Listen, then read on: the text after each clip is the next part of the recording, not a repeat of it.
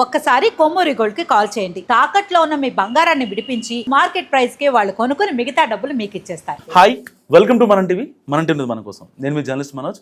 So Mandakrishna Madiga కీలక వ్యాఖ్యలు చేశారు. అయోధ్యలో ఉన్నటువంటి రామ మందిరంలో కూడా దళిత క్రిస్టియన్లు వాళ్ళు అక్కడ పూజారులుగా వ్యవహరించాలంటూ ఆయన కీలక వ్యాఖ్యలు చేశారు. నిజంగా ఈ సమాజంలో ఉన్నటువంటి అసమానత మొత్తం కేవలం పూజారుల వల్లే అంటూ ఆయన కీలక వ్యాఖ్యలు చేశారు. మరి ఇలాంటి నేపథ్యంలో అసలు ఆయన ఎందుకు అలాంటి వ్యాఖ్యలు చేయాల్సి వస్తుంది? బ్రాహ్మణ సంఘాలు ఫైర్ అవుతున్నాయి. మరి మాట్లాడదాం. మనతో పాటు మనం టీవీ స్టూడియోలో జాయిన్ అయ్యారు సోషల్ యాక్టివిస్ట్ శ్రీనివాస్ శర్మ గారు. నమస్కారం అండి. నమస్కారం. ఎలా ఉన్నారు? బాగున్నాను. ఏంటి ఈ మధ్య కనిపించట్లేదు, కొంచెం గ్యాప్ ఇచ్చినట్టున్నారు? కొన్ని ఇతర యాక్టివిటీస్లో ఒక అన్సూయ గారి ఇష్యూ మొత్తం క్లోజ్ అయిపోయినట్టేనా? క్లోజ్ అంటే ప్రస్తుతానికి సర్దుమణిగింది. ప్రస్తుతం సర్దుమణిగింది. మీకు గట్టి బెదిరింపులు వచ్చినాయి, ఇంకా అందుకే దూరం బయటకు వెళ్ళిపోయారని చెప్పినాను. అది ఎంతవరకు కరెక్ట్? బెదిరింపులు ఏం రాలేదు. అందరూ కూడా పొంగిన పాల మీద నీళ్లు చల్లారు. పాలు పొంగకుండా మీరేం చేశారు? చల్లవలసి వచ్చింది. అట్లా ఎవరి పాత్ర వాళ్ళు వహించారు అందులో. మీది అర్జునుడి పాత్ర, భీష్ముడి పాత్ర. ఒక లెవెల్ దాటి పోయింది కాబట్టి పాలు పొంగకుండా నీళ్లు చల్లారు. అది కొంచెం తటస్థంగా ఉంది. ఇప్పుడు కలర్ బాగుంది. ఏంటి మందకృష్ణ మాదిగ గారి మీద హ్యూమన్ రైట్స్కి కంప్లైంట్ చేశారంట? అవునండి, మందకృష్ణ మాదిగ గారి మీద హ్యూమన్ రైట్స్ కమిషన్లో కేసు ఫైల్ అయింది.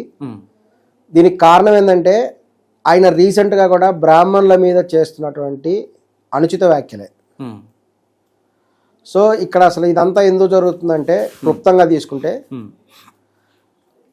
ఆంధ్రాలో ఒక ప్రాంతంలో ఒక పాస్టర్ గారు SC/ST అట్రాసిటీ కేసు వేశారు ఒకరి మీద.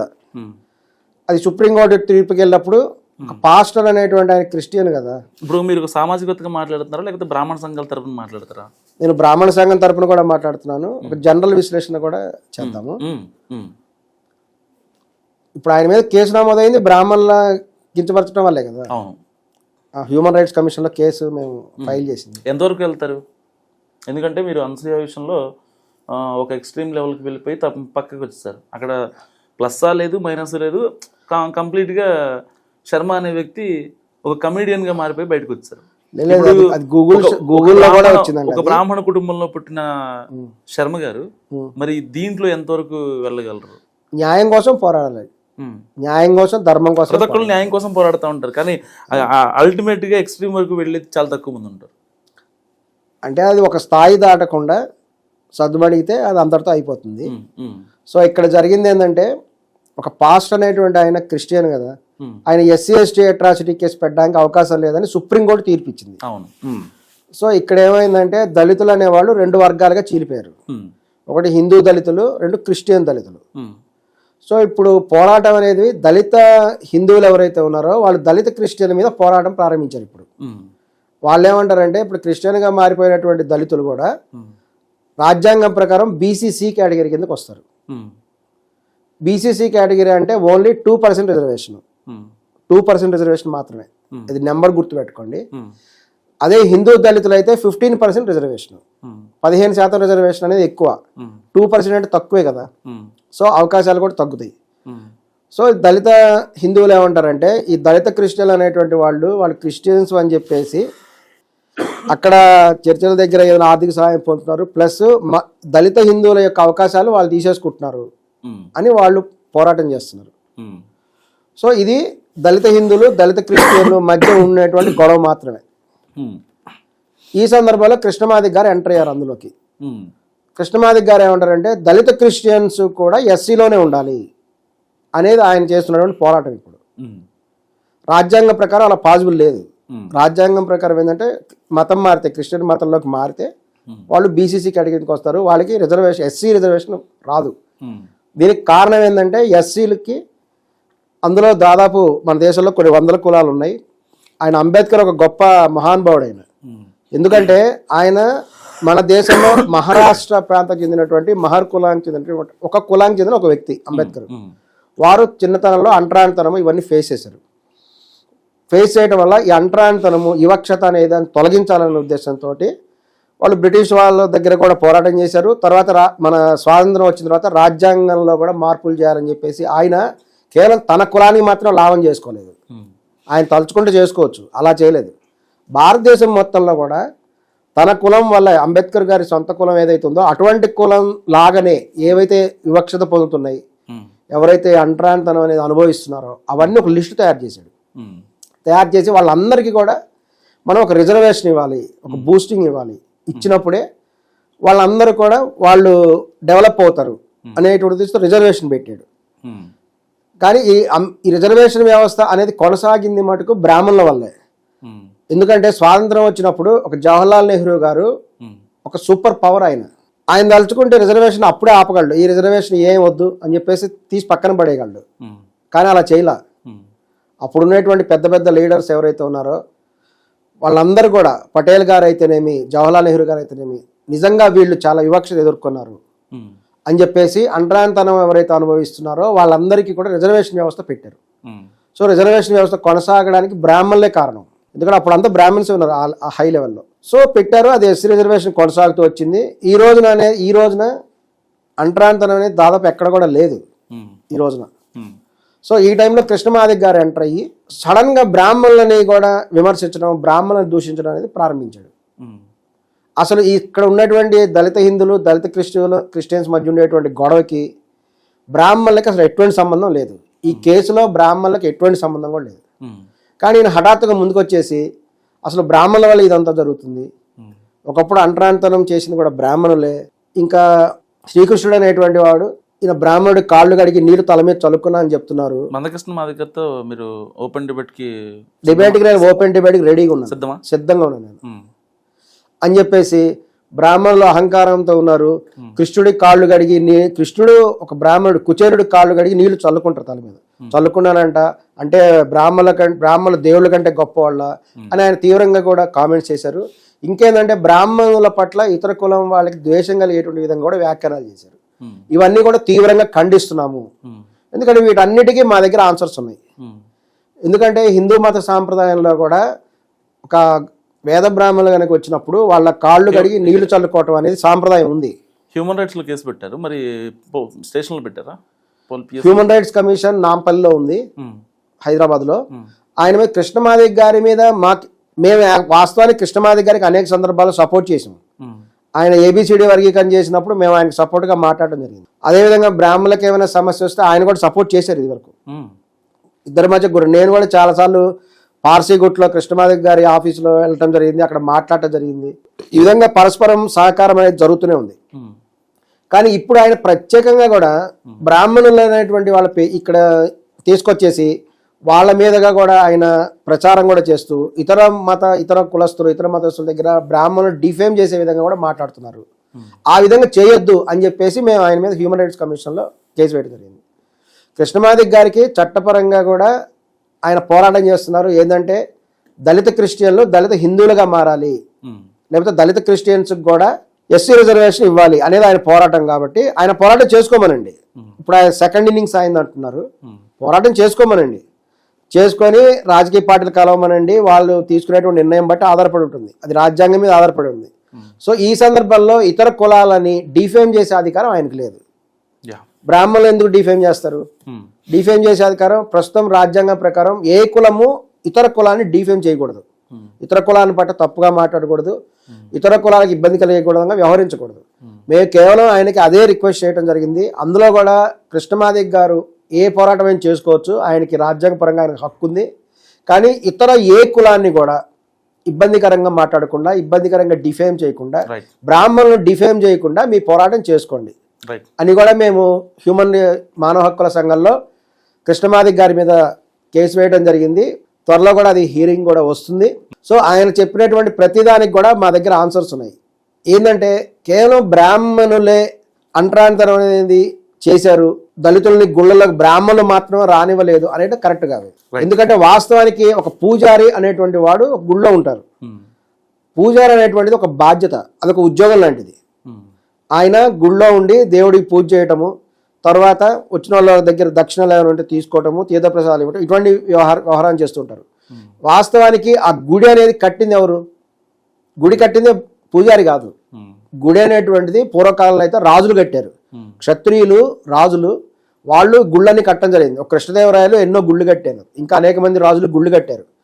తర్వాత కాలంలో కొంతమంది పెద్ద మనుషులు కూడా, ఇతర కులస్తులు, అన్ని కులస్తులు కూడా, వాళ్ళు ఒక పెద్ద మనుషులు వాళ్ళు చందాల వసూలు చేసి ఒక గుడి కట్టడం అనేది జరుగుతుంది. కాబట్టి గుడి అనేటువంటి దాని మీద పూర్తిగా నియంత్రణ అనేటువంటి గుడి యజమానికి ఉంటుంది. అందులో బ్రాహ్మణుడు కేవలం ఒక ఉద్యోగం చేస్తున్నాడు, పూజారి అనేది ఒక ఉద్యోగం మాత్రమే. అటువంటప్పుడు ఒక గుళ్ళోకి దళితులను తీసుకురానప్పుడు, దళితులను అడ్డుకున్నప్పుడు దళితులు ఏం చేయాలంటే ఆ గుడి ఎవరైతే మేనేజ్మెంట్ ఉందో, గుడి యజమాని ఎవరైతే ఉన్నారో వాళ్ళతో మాట్లాడుకోవాలి. మమ్మల్ని గుళ్ళోకి రానిచ్చేట్టు చేయండి అని వాళ్ళతో మాట్లాడుకొని వాళ్ళు గుళ్ళోకి ప్రవేశించవచ్చు. అంతేగాని బ్రాహ్మణులు అడ్డుకున్నారు అనటము నిజం కరెక్ట్ కాదు. ఎందుకంటే బ్రాహ్మణుడు ఏమో కేవలం ఒక ఉద్యోగం, అందులో గుళ్ళో ఒక పూజారి మాత్రమే. మరి కేవలం బ్రాహ్మణులే మొత్తం చేశారు, బ్రాహ్మణులే మమ్మల్ని రానివ్వలేదు అనటము నిజంగా కూడా ఈ ఆరోపణ తీవ్రంగా కూడా ఖండిస్తున్నాం. రైట్. ఇంకొకటి కూడా ఏంటంటే ఈ యొక్క అంటరానితనం ఉంది ఈ రోజుల్లో అనటం కూడా కరెక్ట్ కాదు. ఎస్సీలలో ఎవరైతే అంటరానితనం అనుభవించారో వాళ్ళకు మాత్రమే 15% రిజర్వేషన్ కల్పించారు. క్రిస్టియన్ మతంలో అంటరానితనం లేదు కదా, మరి అటువంటిప్పుడు వాళ్ళకి 15% రిజర్వేషన్ రాదు అనేది దళిత హిందువుల యొక్క వాదన. సో ఈ రోజున రాజ్యాంగం ప్రకారము మన దేశంలో వివక్షత అనేది ఎక్కడా లేదు. కృష్ణమాదిక్ గారు కాదు, ఎవరైనా సరే ఏ గుడికైనా వెళ్ళొచ్చు. మీరు తిరుపతికి వెళ్ళండి, ఎవరినైనా లోపల రాణిస్తారు. ఈవెన్ ఇతర మతాలను వాళ్ళు కూడా రాణిస్తారు. కండిషన్ ఏంటంటే ఒక డిక్లరేషన్ మీద సైన్ చేసి రావచ్చు. మా క్రిస్టియన్స్, ముస్లిమ్స్ కూడా తిరుపతి దేవస్థానంకి వెళ్ళొచ్చు, ఇంకా అనేక దేవాలయాలకు వెళ్ళొచ్చు. ఈ రోజున మీరు మీ దగ్గరలో ఏ దేవాలయంకి వెళ్ళినా లోపలికి వచ్చే మీ కులం ఏంటి అని ఎవ్వరూ అడగరు. ఈ రోజున మీరు ఎక్కడైనా గమనించుకోండి, ఆ వ్యవస్థ ఈ రోజున ఎక్కడ లేదు. సో ఈ రోజు అంటరానితనం అనేది, వివక్షత అనేది కూడా ఎక్కడ కూడా లేదు. ఈ విషయం కూడా గమనించాలి. ఇంకొకటి ఏంటంటే కేవలము బ్రాహ్మణులు మాత్రమే పూజారులుగా చేయాలా అనేటువంటిది కూడా ఆయన చేసినటువంటి ఒక అభ్యర్థన. ఈ అభ్యర్థనని కూడా తీవ్రంగా కూడా ఖండిస్తున్నాము. కొన్ని విషయాలలో, కొన్ని గుళ్ళల్లో కేవలం బ్రాహ్మణులు మాత్రమే పూజారులు ఉండాలి, అది వాస్తవం. దీనికి కారణం ఏంటంటే బ్రాహ్మణులకు ఉండేటువంటి ఒక గోత్రం అనేది ఉంటుంది. ఆ గోత్రానికి ఒక ప్రవర ఉంటుంది. ఆ ప్రవరలో కూడా స్పష్టంగా కూడా చెప్పబడుతుంది, చతుస్సాగర పర్యంతం గోబ్రాహ్మణేభ్య శుభం భవతు ఆంగిరస బాహస్పత్య భారద్వాజస త్రయారుషీయ పౌరాన్విత ఆపస్తంభ సూత్ర కృష్ణ యజుశాఖ అధ్యాయి, ఈ విధంగా చెప్పి వారి పేరు చెప్పి చెప్తారు. దీన్ని ప్రవర అంటారు. ఈ ప్రవరలో కూడా వాళ్ళకి 3 ఋషులు లేక 5 మంది ఋషులు లేక ఒక సంఖ్యలో ఋషులు అనేటువంటి వాళ్ళు వాళ్ళ ప్రవరలో వస్తారు. ఈ విధంగా బ్రాహ్మణులు పుట్టినటువంటి కులంలో ఒక గోత్రం అనేది ఉంటుంది. ఆ గోత్రానికి ఒక ప్రవర ఉంటుంది. ఆ ప్రవరలో స్పష్టంగా కూడా చెప్పబడుతుంది, రకరకాల బ్రాహ్మణులు రకరకాల గోత్రం ఉంటాయి. ఆ గోత్రంలో వాళ్ళ ప్రవర ప్రకారం 3 ఋషుల 5 మంది ఋషుల అనేది ఉంటుంది. దీనికి కారణం ఏంటంటే బ్రాహ్మణులకి పుట్టుకతోటే బై బర్తే కూడా ఈ 3 ఋషులు లేక 5 మంది ఋషుల యొక్క తపశ్శక్తి అనేటువంటిది వాళ్ళకి ప్రవహిస్తూ ఉంటుంది. సాధారణంగా ఆస్తి అనేది వంశపారంపర్యంగా వస్తుంటుంది. ఒక వ్యక్తికి తన తండ్రి, తాత, ముత్తాత ఆస్తి కూడా వంశపారంపర్యంగా రావచ్చు. అదేవిధంగా ప్రతి బ్రాహ్మణుడికి కూడా పుట్టుకతోటే 3 ఋషులు లేక 5 మంది ఋషులు, ఆ ఋషుల సంఖ్య ఉంటుంది. ఆ సంఖ్య ద్వారా వాళ్ళకు వచ్చినటువంటి తపశ్శక్తి అనేది వాళ్ళకి పుట్టుకతోటే వస్తుంది. ఇది అందుకనే భగవద్గీతలో శ్రీకృష్ణుడు చెప్తారు, ఎంతో పుణ్యం చేస్తేనే బ్రాహ్మణ పుట్టక అనేది ఉంటుంది. బ్రాహ్మణ జన్మ పుట్టాలంటే ఎన్నో జన్మలు పుణ్యం చేసి ఉండాలి. పుణ్యం చేసిన వాళ్ళే బ్రాహ్మణుల ఇంట్లో లేకపోతే ధనికుల ఇంట్లో పుడతారు అని చెప్పేసి ఆయన భగవద్గీతలో శ్రీకృష్ణ పరమాత్ముడు చెప్పడం జరిగింది. సో ఇక్కడ మనం చూసుకుంటే మన భారతదేశంలో కొన్ని దేవాలయాల్లో, మీరు ఇప్పుడు మందకృష్ణ మాదిగ గారి విషయంలో ఎంతవరకు వెళ్తారు ఒకటి చెప్పండి. మందకృష్ణ మాదిగ గారికి ఆయనకు తెలియజేయాలని మా ఉద్దేశం. ఆయనకి కొన్ని విషయాలలో ఆయన తెలియక మాట్లాడవచ్చు, తెలియజేయాలని మా ఉద్దేశం మాత్రమే. మీరు ఎంతవరకు పోరాడతారు? సో ఇక్కడ ఏంటంటే ఆయన చెప్పేది ఏంటంటే ఈ రోజున మీరు ఎంతవరకు పోరాడతారు అంటున్నారు. ఈ విషయంలో ఏంటంటే ఇతర కులాలని బ్లేమ్ చేయకుండా, ఇతర కులాలను ఇబ్బంది కలగకుండా చేయండి. ఆయన మీద న్యాయపరంగా మీరు ఎంతవరకు పోరాడతారు? ఆన్ రికార్డ్ అవుతుంది చెప్పండి.